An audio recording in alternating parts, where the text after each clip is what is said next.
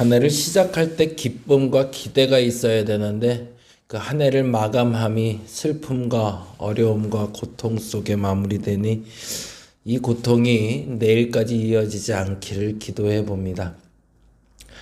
당해 비상계엄으로 시작됐던 12월 첫째 주가 무안공항의 사태로 마무리되는 12월 마지막을 맞이하며 이제 우리는 2025년을 준비하고자 합니다. 어제 함께 나눴던 말씀처럼 고난을 넘어서는 믿음의 능력을 갖는 우리가 되게 하여 주옵시고 그 어떤 고난도 우리를 괴롭히거나 힘들게 해서 우리로 말미암아 넘어지고 쓰러지게 하는 어리석음이 없게 하여 주시고 하나님 무엇보다 그 고난을 이길 힘을 우리에게 허락하여 주옵소서. 그 어떤 역경도 이겨냈던 민족이고 그 어떤 역경도 하나님 앞에 고난이라 감히 나서지 못할 줄로 믿사오니 그 어떤 고난도 그 어떤 어려움도 이겨낼 수 있는 우리가 되게 하여 주시옵소서.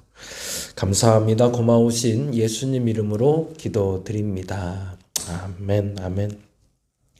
오늘은 말라기 보면서 올 한 해 이제 마감하려고 하는데요. 말라기 3장 7절에서 12절 말씀이 됩니다. 말라기 3장 7절에서 12절 말씀 우리 같이 천천히 읽는데요. 구약성경 맨 마지막 1330페이지 전후에 있습니다.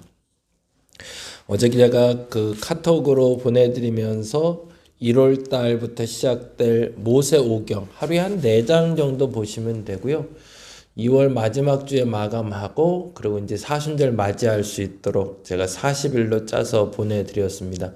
미리미리 여러분 보내드린 링크 들어가셔서 구독하시고요. 그리고 1월 6일부터 시작이니까요. 아직 시간은 여유로우니까 제가 주일날 다시 한번 말씀드리고 같이 동참할 수 있도록 말씀드리도록 하겠습니다. 그리고 오늘까지는 이제 성경 창세기부터 계시록까지 우리가 쭉 이런 식으로 봤다면 이제 월요일 그러니까 다음 주죠. 이제 1월 2일이면 월요일이 아닌 요즘 하도 예배를 왔다 갔다 하니까 내일도 월요일 같고 주일 같고 그런데 송구영신 지나고 신년 1월 1일 날은 새벽 예배가 없고요. 1월 2일부터 우리가 주님은 나의 최고봉이라는 책을 가지고 1년 365일 한번 나눠 보려고 합니다. 말씀 최고봉이라는 책은 제가 송구영신 때 나눠 드릴 거예요. 그리고 우리 성도들한테는 속계 공과도 같이 나눠 드리니까요. 속계 공과랑 주님은 나의 최고봉 꼭 한 곳씩 가져가시고 그리고 오늘 저녁에 송구영신 예배가 있어서 또 저녁에 퇴근하자마자 또 오셔야 될 텐데 걸음 바삐 하지 마시고 조금 서둘러셔서 미리 좀 여유롭게 계시다가 피곤할 수 있으니까 집에서 조금 주무시고 오셔도 되고 11시에 오셔서 11시에 같이 먼저 안수기도부터 할 겁니다. 그리고 예배는 11시 50분에 시작한다 생각하시면 돼요. 11시 50분부터 예배 시작되고 미처 안수기도 다 받지 못한 분들은 마치고 나서 제가 안수기도 하고 마무리하는 순서로 진행하도록 하겠습니다. 오늘 하루가 여러분 굉장히 길 것 같은데요. 잘 마무리할 수 있도록 그리고 앞서 기도한 것처럼 12월의 시작이 비상계엄이라는 말로 시작돼서 12월 말이 지금 무안공항 문제로 지금 끝나게 돼서 너무 속상하고 억울하고 화나고 그런데 이 모든 고난이 전화위복이 될 수 있도록 우리 같이 기도할 수 있는 시간 됐으면 좋겠습니다. 자, 말라기 3장 7절에서 12절 같이 한 목소리로 읽도록 하겠습니다. 만군의 여호와가 이르노라 너희 조상들이 날로부터 너희가 나의 규례를 떠나 지키지 아니하였도다. 그런즉 내게로 돌아오라. 그리하면 나도 너희에게로 돌아가리라 하였더니 너희가 이르기를 우리가 어떻게 하여야 돌아가리까 하는도다. 사람이 어찌 하나님의 것을 도둑질하겠느냐.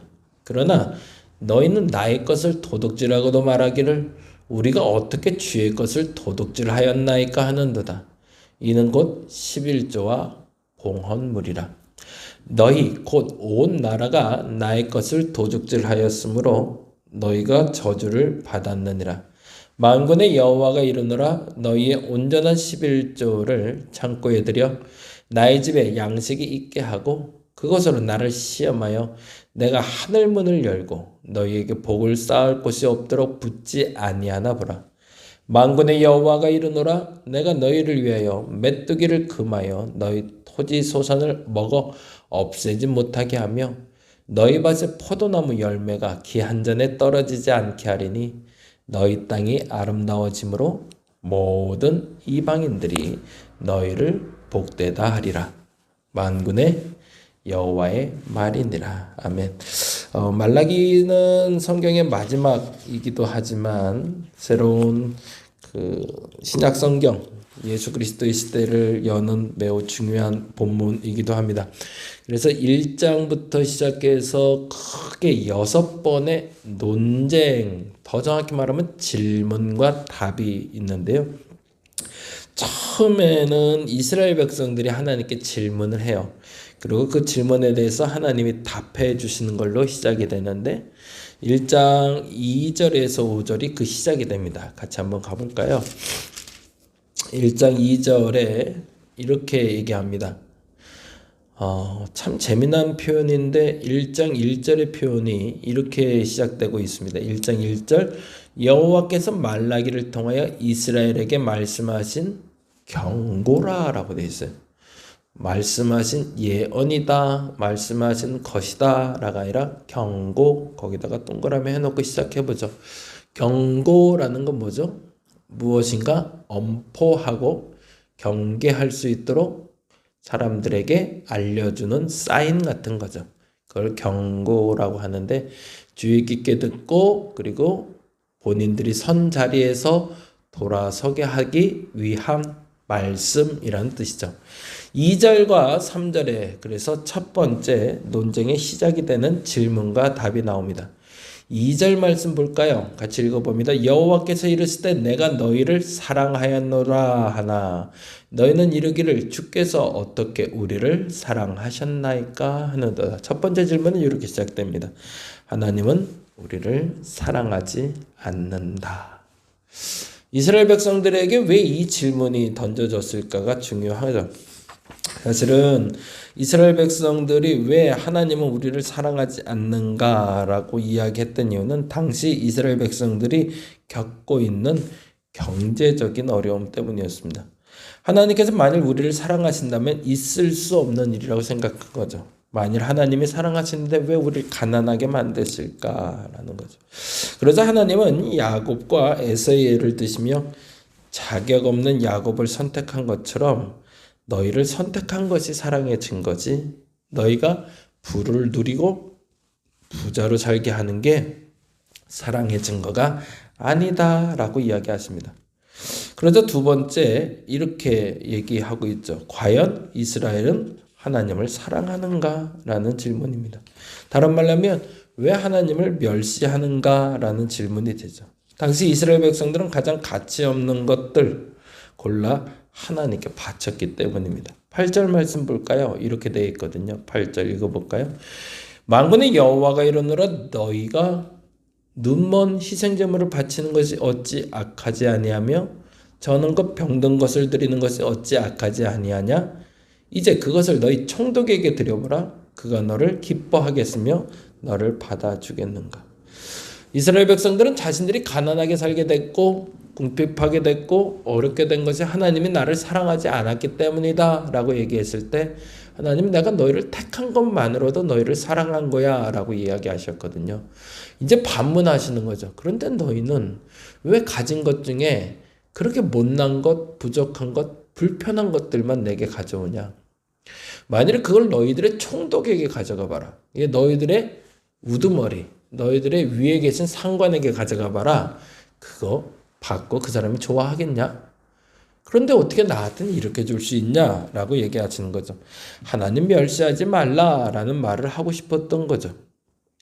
하나님을 사랑한다면 사실은 그렇게 할 수 없었음을 반문하고 계시는 겁니다. 세 번째 논쟁은 2장에서 시작이 됩니다. 주제는 왜 율법을 지키지 않는가라는 질문입니다. 이스라엘 백성들은 이방신을 섬기는 사람들 곧 이방인들과 결혼을 합니다. 본처는 학대를 받고 심지어 이혼을 하기도 합니다. 우상숭배자와 혼인한 것은 제1계명 하나님을 멸시하는 건데 본처를 학대하거나 이혼한 것은 제7계명을 어기는 건데 그 10계명마저도 지키지 않았던 거죠. 사별과 같은 경우를 제외하고는 평생 한 사람을 사랑하는 게 하나님의 뜻인데 배우자들을 힘들게 하거나 혹은 잘못된 결혼을 함으로 하나님과 멀어질 수밖에 없었음을 얘기하는 겁니다. 그리고 3장에 이르러서 이렇게 얘기하고 있습니다. 3장의 네 번째 논쟁은 2장 17절부터 사실은 시작되고 있는데 과연 하나님은 정의로우신가? 라는 질문입니다. 당시 이스라엘 백성들은 자신이 억압하는 페르시아 제국이 하나님께서 심판하지 않는 것에 대해서 질문을 던집니다. 우리도 마찬가지죠. 왜 악을 이렇게 하나님 그냥 관영하게 놔두실까? 한 번에 뿌리 뽑아버리면 좋겠는데 그거를 영 없애지 않으시는 이유가 뭘까? 그러자 3장 1절에 다음과 같이 이야기하십니다. 3장 1절 볼까요? 같이 읽어보겠습니다. 만군의 여호와가 이르노라 보라 내가 내 사자를 보내리니 거기다 주치죠. 17절의 질문에 대한 답입니다. 2장 17절 읽고 다시 한번 답 들어볼까요? 너희가 말로 여호와께 괴롭게 하고도 이르기를 우리가 어떻게 여호와를 괴롭혀 드렸나이까 하는도다.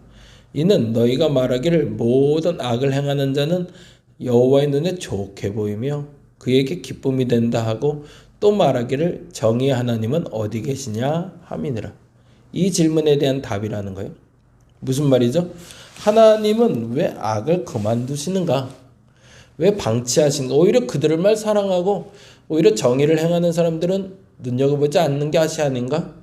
그러니 하나님의 정의는 도대체 어디 있는가? 라고 얘기할 때 하나님은 직접 자신이 정의를 실천하는 것이 아니라 사자를 보내주실 것이다 라고 얘기합니다.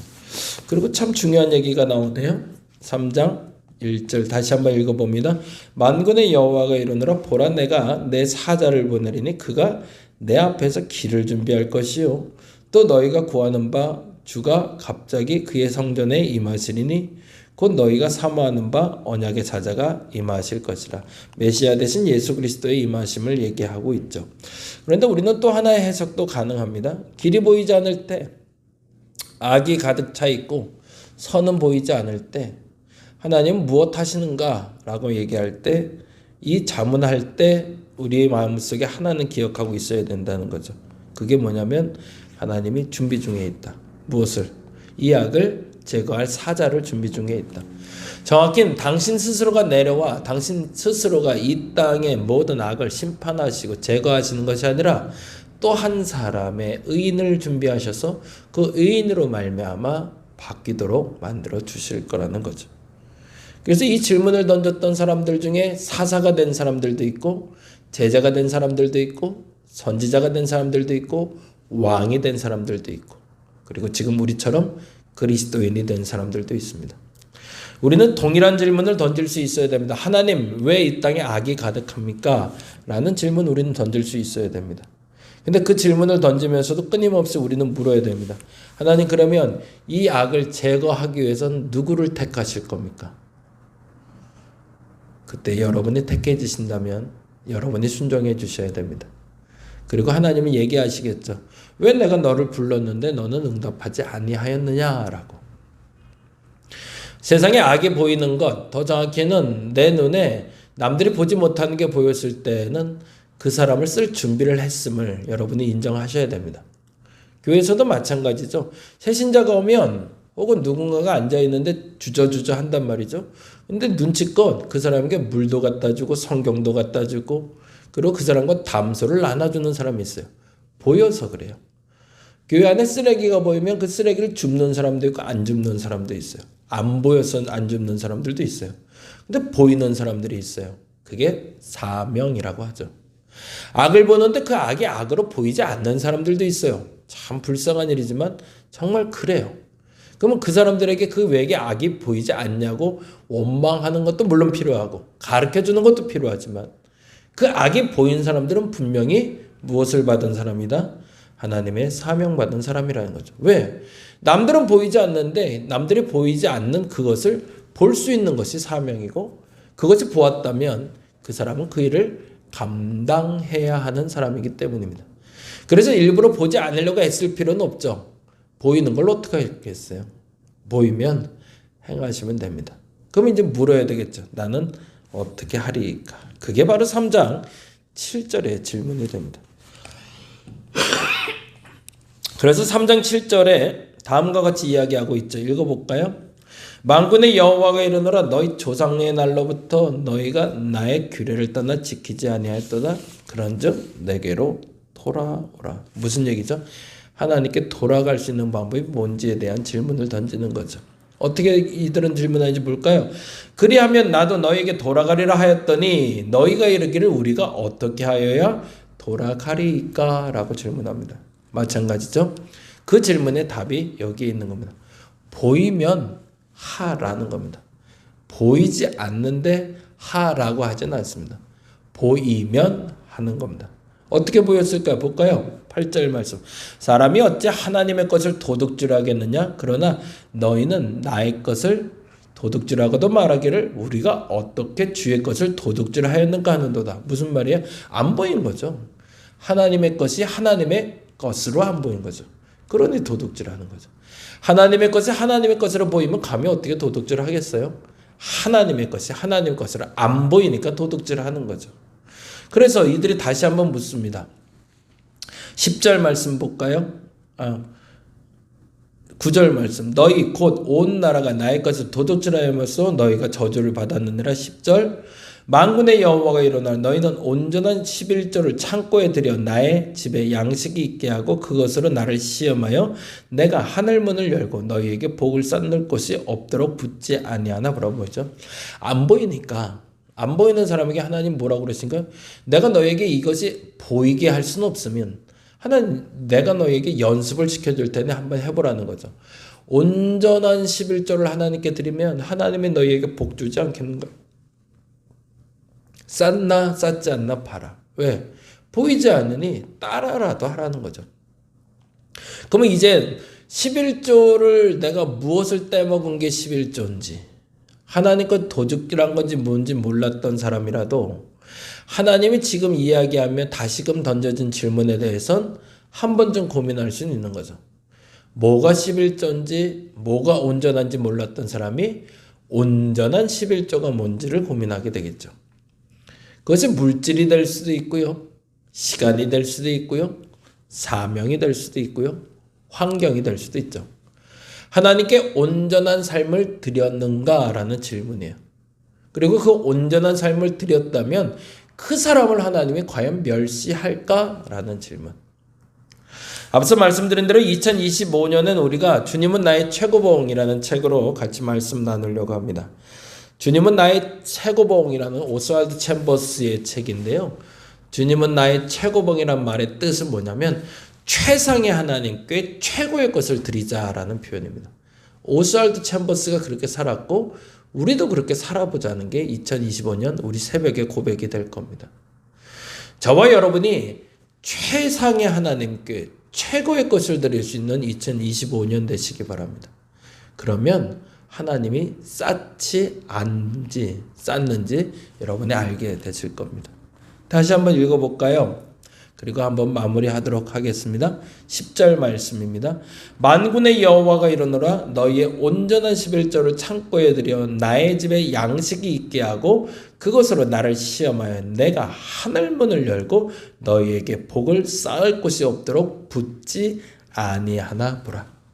2025년엔 비록 고난으로 2024년을 마감하고 시작하지만 하나님이 쌓아주시는 그 복을 누릴 수 있는 최고의 하나님께 최상의 하나님께 최고의 것을 드릴 수 있는 저와 여러분 되시기를 간절히 바랍니다. 기도하겠습니다. 송구 영신 예배를 드리는 날입니다. 2024년을 마감하고 25년을 이제 출발합니다. 마지막 새벽을 마치며 하나님께 최고의 가치를 드릴 수 있는 사람이 되기를 결단해 봅니다. 그 사람이 내가 되게 하여 주시옵소서. 감사합니다. 고마우신 예수님 이름으로 기도드립니다. 다 같이 기도하고 돌아가겠습니다.